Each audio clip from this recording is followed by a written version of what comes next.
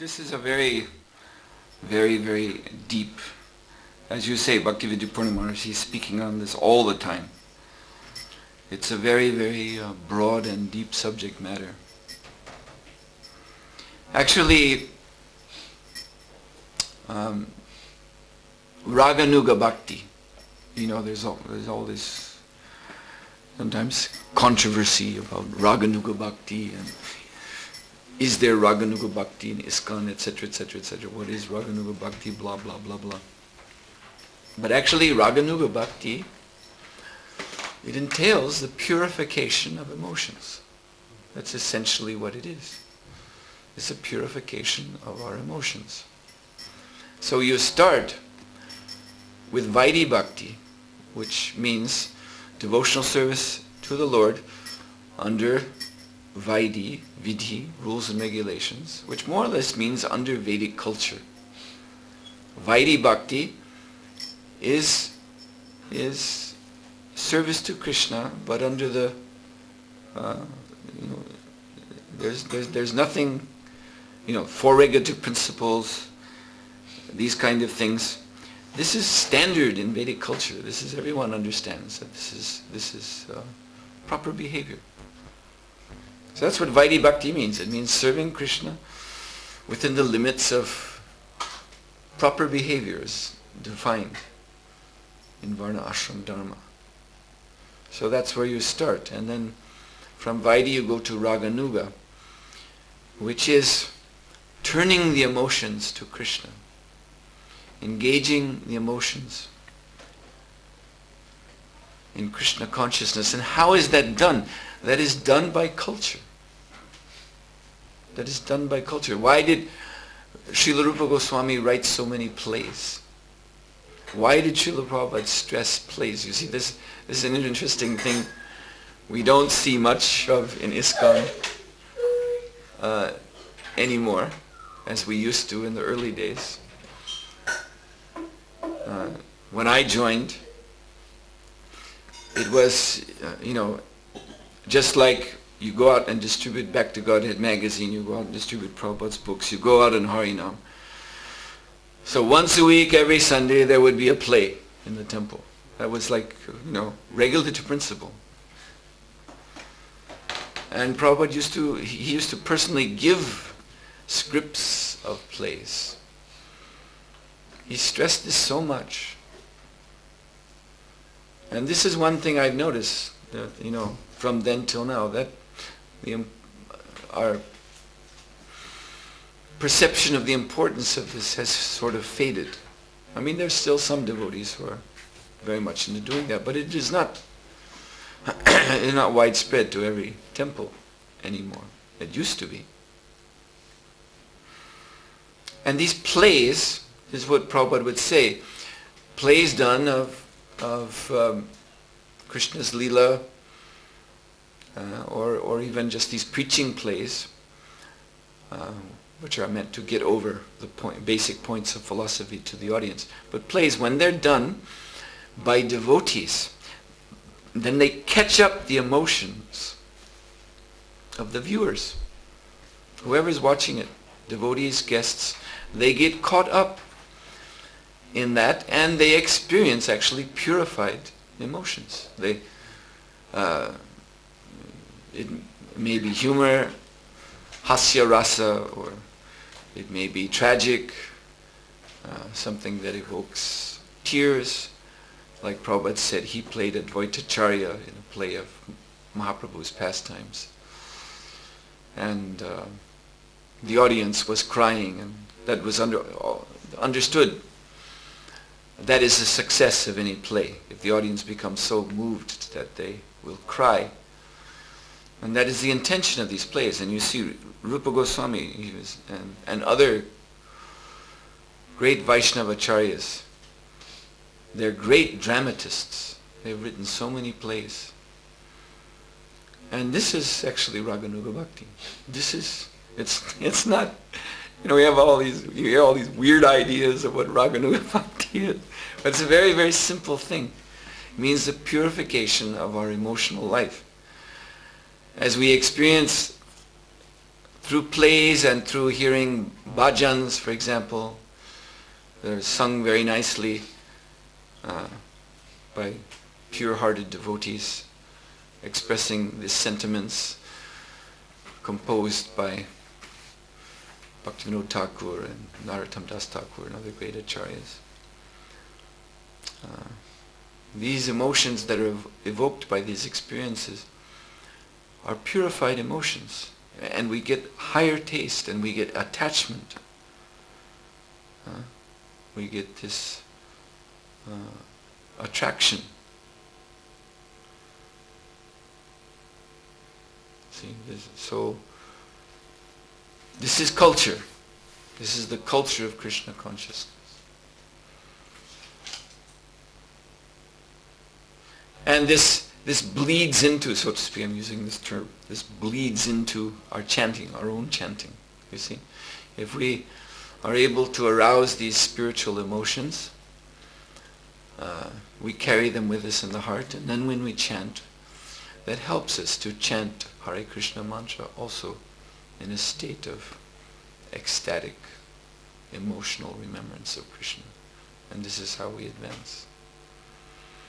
But as someone has said, ISKCON, there's a very nice book I highly recommend. It's called The Unspoken Obstacles in Devotional Service, written by my godbrother Purnachandra Das. A very good book. And he has pointed out an observation someone made, that ISKCON is a religion from the neck up. It's all in the head. And we think because we have... I was actually talking with one temple president who was... he was regretting this. He was regretting this. He was saying, this is the way I've been trained. I'm in this position, and so devotees come to me with their problems, and I give them answers to their problems as if I'm doing a computer printout. I just give them these stock answers like that. And he said actually often these devotees go away, they're somehow satisfied. He said, but I know the real reason why they're satisfied. It's not these answers that I've given them. It's simply that I talk to them. It's simply we're able to sit down and talk. That makes them. You see, so that's really, we're ultimately emotional beings, and so we need this personal interaction. And so Raganuga Bhakti is that's what it's all about.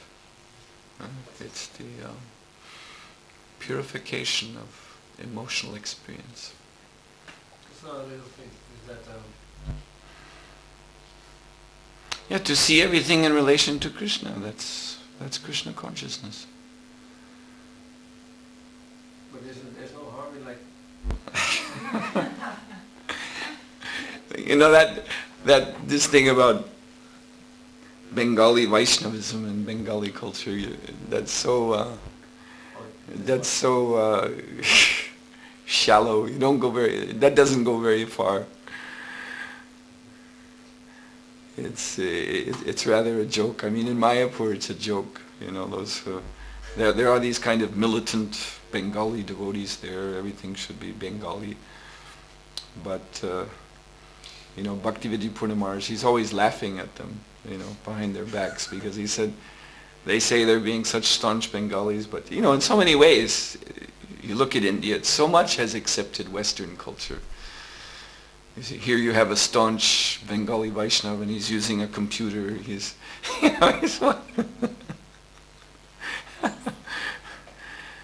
so, and the thing about you mentioned UP, Uttar Pradesh, so that's Vrindavan.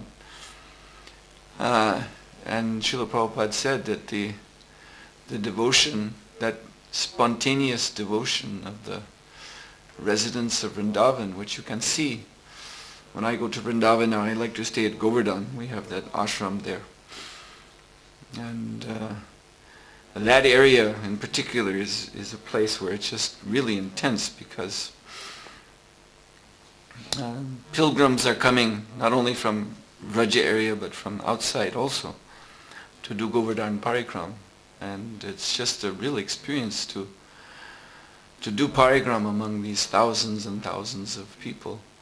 And you see they're bringing their newborn babies with them just to go around Govardhan, and it's really amazing. You see where the husband and wife, husband's doing Dandabat Parikram, and the wife stands behind, and when he does his Dandabat, she touches his feet like this to her head, and then he gets up and does the next. You see all these amazing things. I mean, how much,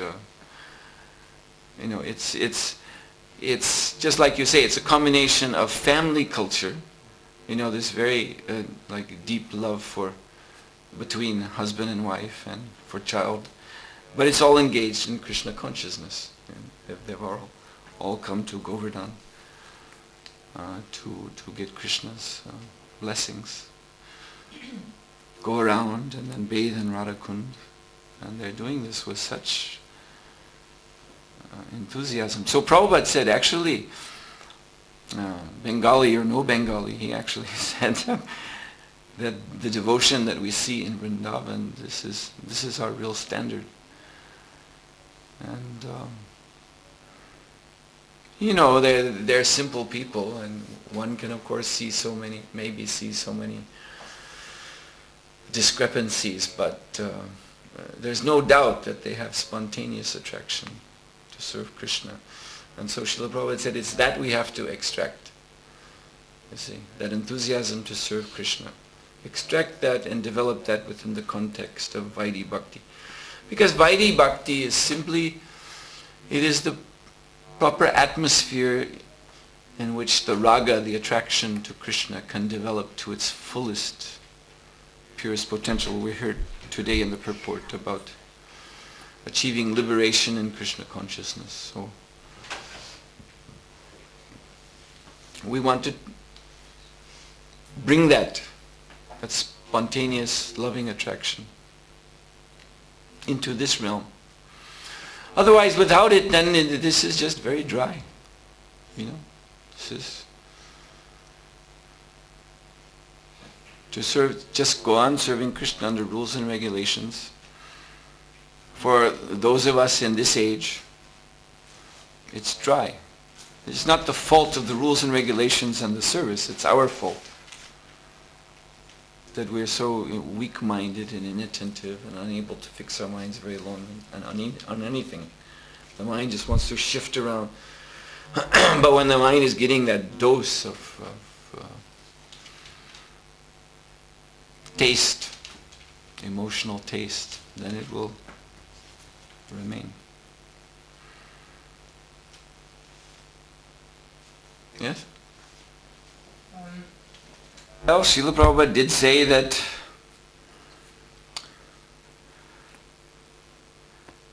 in this ISKCON, he once made the remark that in ISKCON we see people are becoming devotees in spite of the members of ISKCON.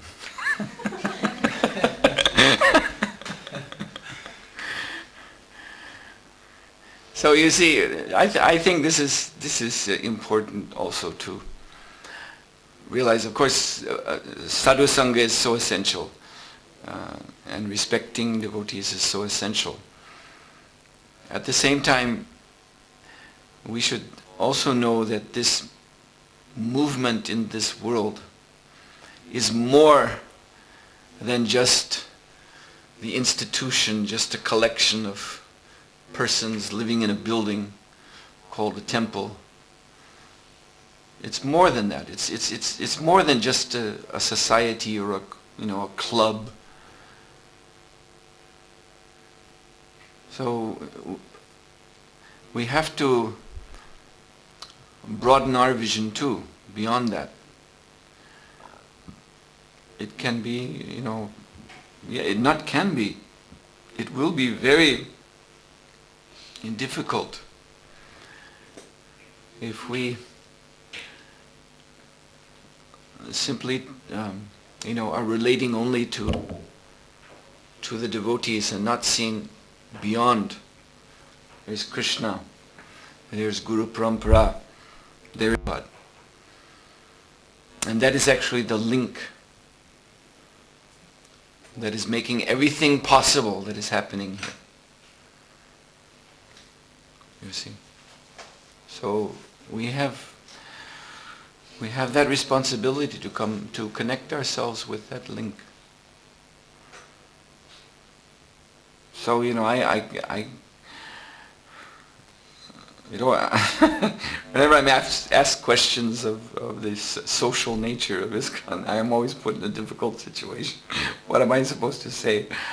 I've been in this movement since 1970, and I have seen so many things, and I've experienced so many things, and these things are still going on. I went to the last GBC meeting after 2 years of not going, just to see, do I want to stay on this body or not? And after 5 days I was convinced I do not want to be on this body. I quit. And frankly, because, I know they're trying, and I respect them. I don't have any grudges, but there are just certain social interactions which, it's human nature. Very difficult to change. And finally, we're all individuals. Finally, we all have our individual relationship with Krishna. And my understanding what I learned from Srila Prabhupada is that we have to come to grips with that. And if we can't, while remaining within the society, but if we can't go beyond merely being social entities, merely being another bee in the beehive, if we can't go beyond that, then we're probably going to have some troubles. We're probably going to have some problems. So there's a whole, again, it comes back to the internal development of Krishna consciousness. And you are responsible for that yourself. I am responsible for that myself. Prabhupada ultimately, he gave this wonderful example. It's like the ultimate analogy of what Krishna consciousness is all about. He said it's like flying an airplane. So when you're flying your airplane, so I can be right next to you in my airplane and we can talk on the radio. But if your airplane starts to go down, what can I do for you? What am I? You think I'm going to fly underneath you, and then bring you back up? That just means we both go down. So Prabhupada said, ultimately everyone is responsible for flying their own airplane. And we have to come to grips with that. We can't be blank inside. This is what this materialistic society does to people. It makes them blank, inside. They're just like robots. Robots for sense gratification. Thinking is very hard work for many people in this world today. To think seriously. That's why when they think, you see their faces go. It's hard work.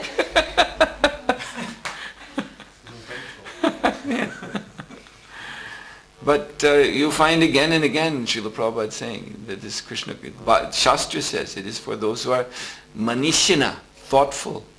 That's a qualification. So we have to come to this point. Of course, the society is there, and Prabhupada also said, it's like the old slogan of the British Empire, England, with all thy faults, I love you. I love thee. So we should have, this is the attitude he taught us we should have towards ISKCON. With all thy faults, we should remain in ISKCON. Because I can definitely tell you,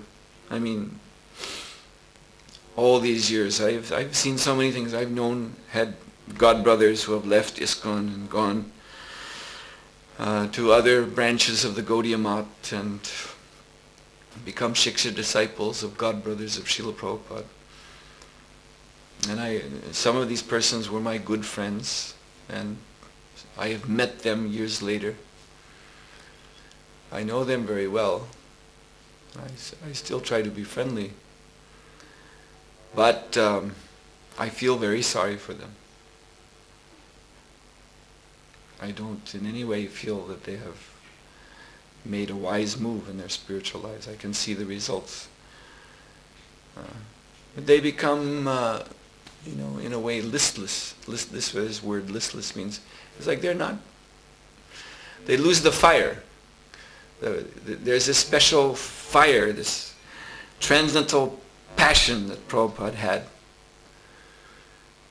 This spark that Prabhupada put into everything in this movement. And it's still there. It's still there. Maybe so many strange things have happened in the history of ISKCON, but that fire, Prabhupada's energy is still there. And I tell you that's, you see, that special spark, that is a mood. When we speak of the mood of the gopis, when we speak of that unconditional surrender to Krishna, that's what we're speaking of, that mood. And it's not anywhere else. In other circles of association, there's very nice intellectualism and considering philosophical topics from different points of view, and there may be nice sadhana and this and that. But there's also a kind of emptiness. This is my own, what I have seen myself. And I've been involved in Krishna consciousness for now 33 years, so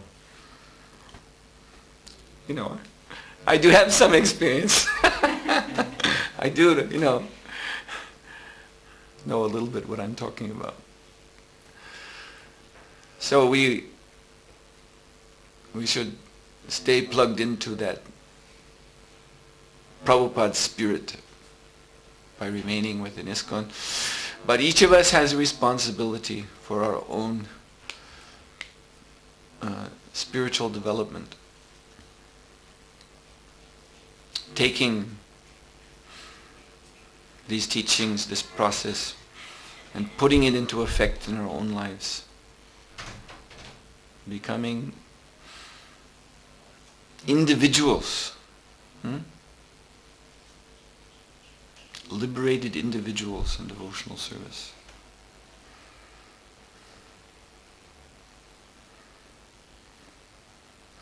All right, so 9 o'clock, good time to stop. Thank you very much. Srila Prabhupada ki jai. Suhotra Maharaj ki jai.